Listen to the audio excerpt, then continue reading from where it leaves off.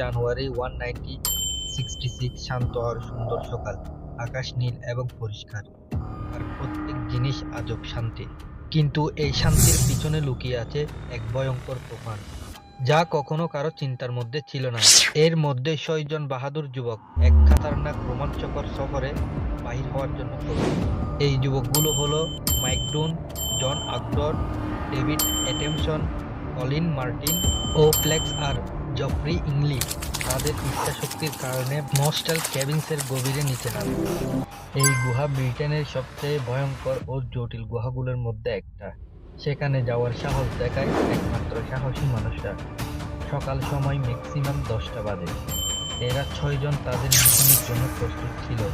তাদের সব সরঞ্জাম প্যাক করছিল, যেমন টর্চ, হেলমেট, রশি। তাদের গুহার ভেতরে যাওয়াটা তাদের হবেই। গুহার রাস্তা অনেক সরু এবং অনেক জটিল। রাস্তা এতটাই সরু যে তাদের পেটের উপর ভর দিয়ে সামনের দিকে যেতে হয়। গুহার উপর থেকে টপকিয়ে পড়ে পানি, চারপাশে নিস্তব্ধ। শুধু তাদের টর্চের হালকা আলোতে তারা তাদের গন্তব্যের দিকে এগিয়ে যায়। তারা ধীরে ধীরে সামনের দিকে এগিয়ে যায় এবং তারা গুহার গভীরে চলে যায়। গুহার পরিবেশ ঠান্ডা আর রহস্যময় ছিল।